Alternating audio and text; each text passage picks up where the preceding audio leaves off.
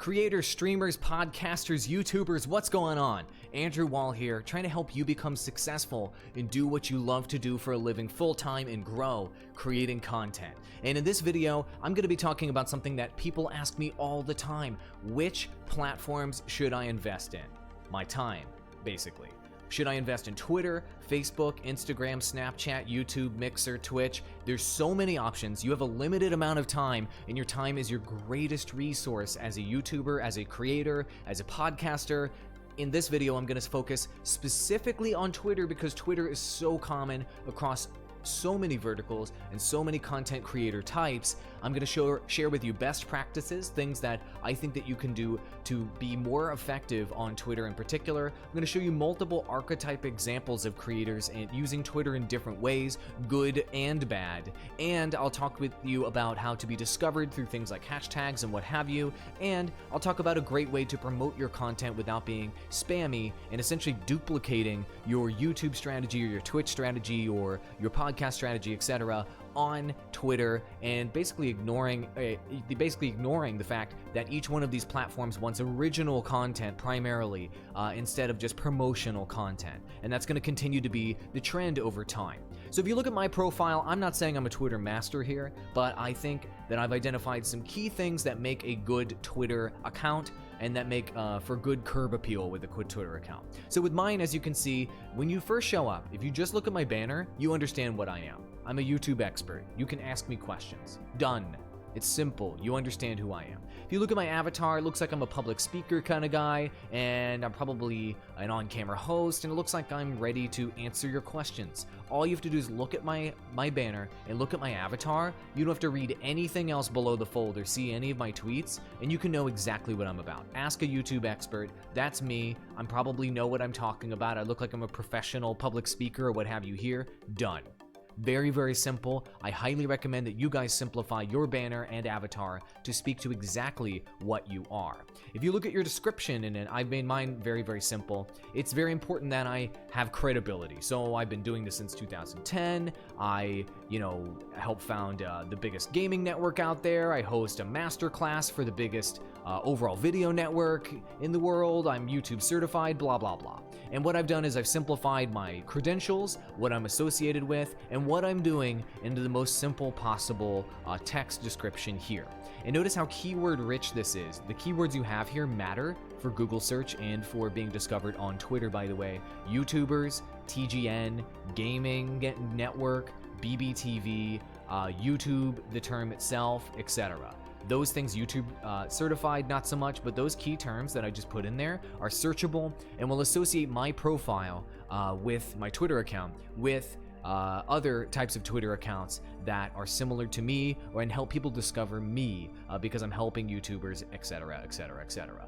Make sure that this is keyword rich without being spammy, and that's what I tried to do here. Added some emojis in there. Maybe it's cheesy, but it's very simple. If you read this, you know the summary of why you should be paying attention to me. You should consider doing this yourself. Cool. Then the other key element here is your pinned tweet. And you can pin whatever you want, but I suggest pinning something that really summarizes who you are, what you're about, and what you will get essentially by following this person on Twitter. It's sort of like a channel trailer almost on YouTube or other platforms that let you pin. This will be the first thing that anybody sees if they actually click your account. And if they click your avatar, come to your account, you want something here that really summarizes why they should follow. And so I've pinned this piece of content saying, look, I have this credibility. I've done XYZ views, subs. You can watch my YouTube content here. And it basically makes it very, very clear that I'm helping people grow on YouTube. So if you show up to my account, you can ask me questions. I'm a YouTube expert. If you look at my description, I'm a YouTube expert. Here are my credentials. And then here is my content. And this further speaks to the fact that you can ask me questions and I'm a YouTube expert. It's very simple. It's great curb appeal. I highly recommend simplifying your profile in this way as well, and not just putting funny garbage in these sections because it'll make it so that a potential follower for you may not click the button. Because they don't really understand what they're going to get when they follow you on Twitter. So the other key piece here of why should you use Twitter or not, it is really, really critical that in the first 24 hours of your video coming out that you should be able to get as many views as possible. And external traffic's really important. So when I tweeted this, I actually got decent engagement on this, decent retweets and what have you. And it drove traffic to this video, which, don't get me wrong, I don't have big views on this channel yet. But the first 24 hours is the golden period of time for YouTube.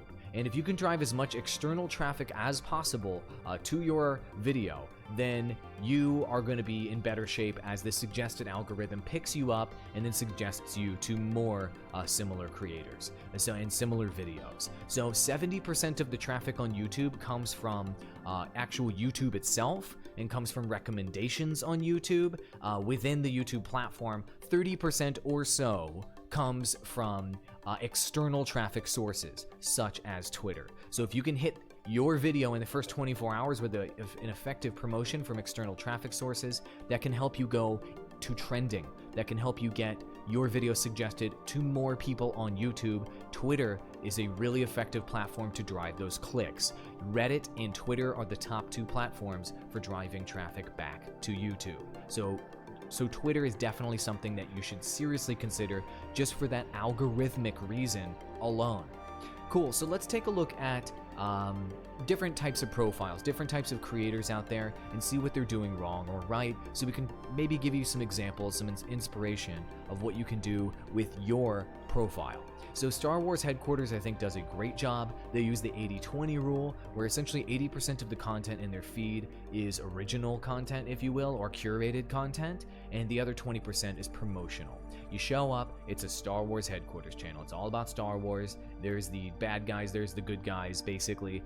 You get daily videos, there's two dudes running it. Iden Versio is the avatar. It's all really, really straightforward. The description is straightforward with what you get as well. Battlefront, movies, TV, etc. Really, really simple curb appeal. If you follow, you know exactly what you get with Star Wars HQ. And if you look at their feed, they have linked to this trailer breakdown here at this point. But if you see the other content, I think the trailer breakdown is theirs, by the way. But if you look at the other content, they've got posters here. That's not their content.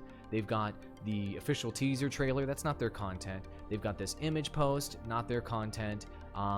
And, you know, they retweet stuff from the main Star Wars account, and etc., etc. And they're asking their community to help them make the teaser content. 80% of what you're seeing here is not them promoting their own content. It's building interest around Star Wars and around this trending item. So if you follow them, you can basically get your finger on the pulse of everything Star Wars. And while you're at it, you can watch some of their content and see their take on it.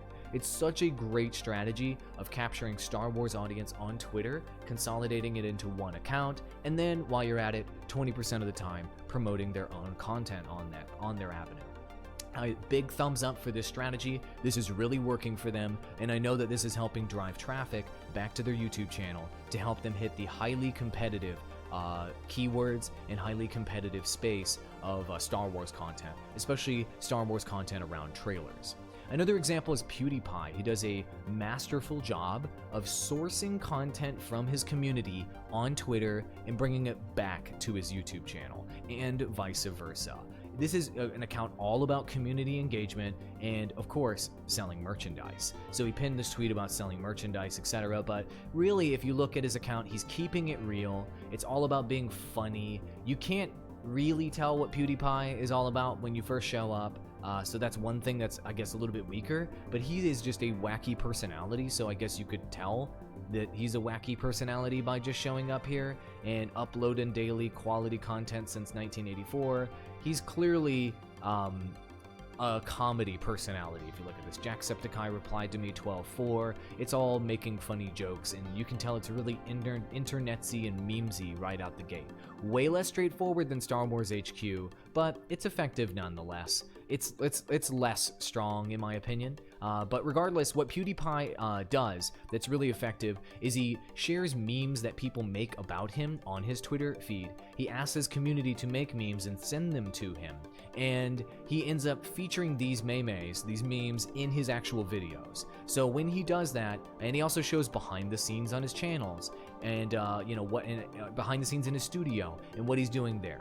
This basically gives his community the inside look into PewDiePie. It makes him more human, and the community is directly engaging with him. He's showing that he's paying attention to them, and he's being very, very real Like here's a somebody touched my spaghetti meme or whatever, and this gives him massive engagement every time he does anything on Twitter, because you're getting 100% PewDiePie the personality. You feel like you get a real connection with him on his Twitter account, and he's literally sourcing what the community's doing on his Twitter account back to his videos on his channel. Community engagement strategy is working for PewDiePie, and this is something that you can take into account if you have a personality-based channel. So Star Wars HQ, subject-based channel, 80-20 rule. PewDiePie, personality-based channel, community engagement, tying that into the content. Summit1G, Summit, is the biggest Twitch streamer out there. I don't know, depending on when you're watching this, he may or may not be, but he gets like 50,000 concurrent viewers at any given time. It's insane. His Twitter account is super weak though. I don't like it. He only has his sponsors here. It's all promotional. His avatar is cool. This really shows off his personality. I like that.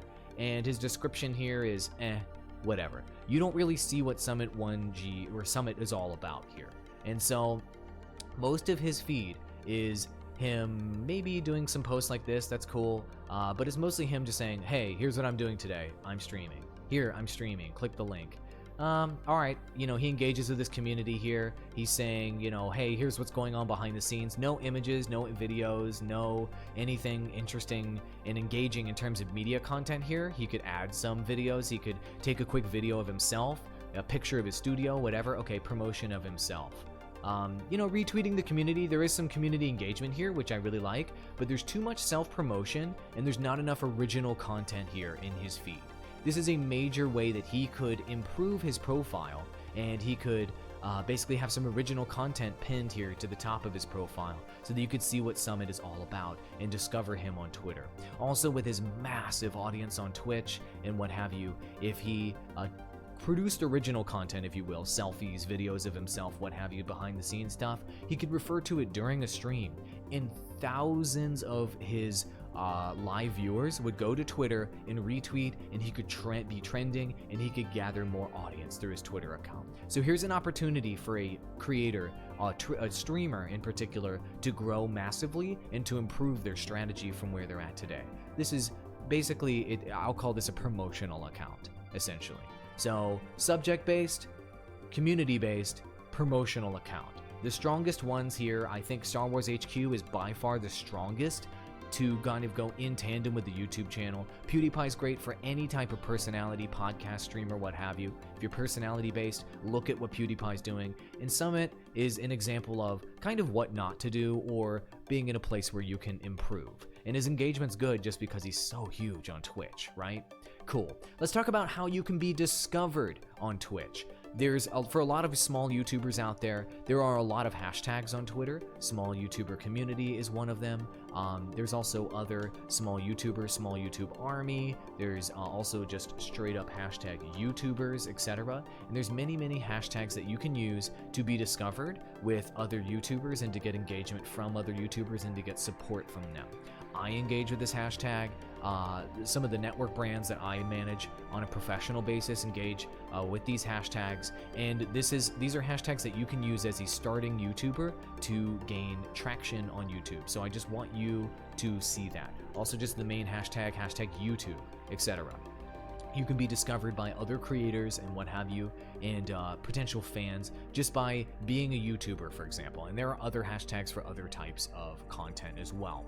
And another thing to really take a look at is what is trending on Twitter at any given point. And you can latch on to different stuff, such as Monday Motivation, for example. Everybody tweets about Monday Motivation.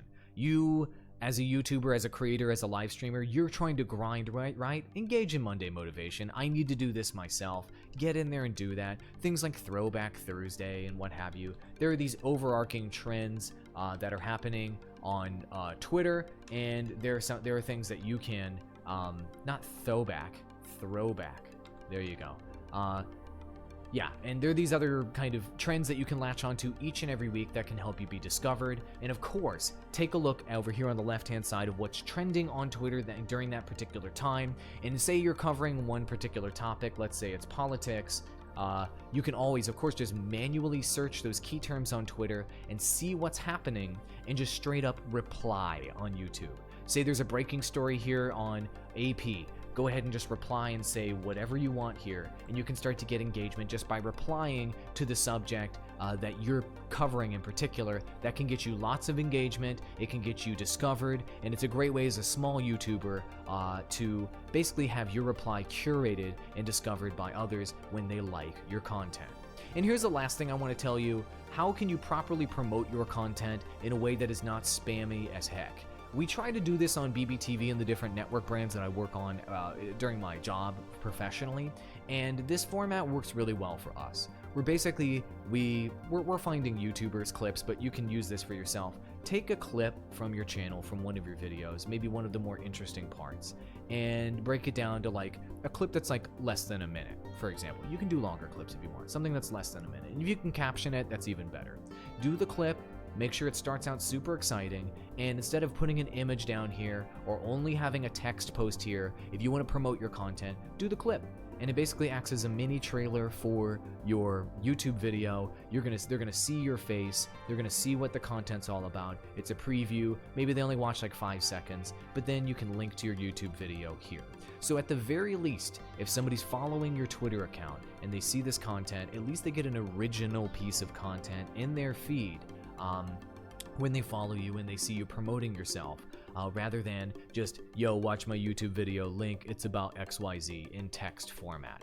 That type of post is super not engaging at all. Like this, today's gonna be fun, yada yada yada, live. That's not engaging. If you had like a video here, if someone had something, a selfie, anything that just showed him, what you're gonna get Summit. Summit should show himself, show his face here in this promotional post. Well, if you cut out a clip of your video, then you tweet it out, and you take a little bit more time to do this, then your original piece of content here is going to be much more engaging and is gonna get lots more engagement. We have experimented in my job with just doing text posts and what have you, image posts, and by far, video highlight posts with the link to the video is by far the best way to go. Don't just link the video and let the video auto-populate here. That is just a terrible, terrible way to go about promoting yourself. And here's one more thing that I'll tell you guys. Okay, polls are definitely a thing on Twitter. You can absolutely do a poll. We do them all the time on TGN and they get massive engagement.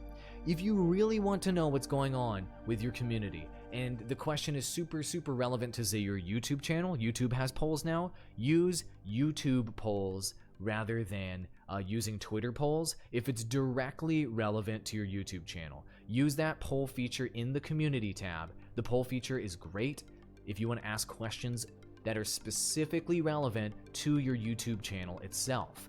If it is not relevant to the content in your YouTube channel yourself directly, and your subscribers wouldn't appreciate it, that's when you should use the Twitter poll instead.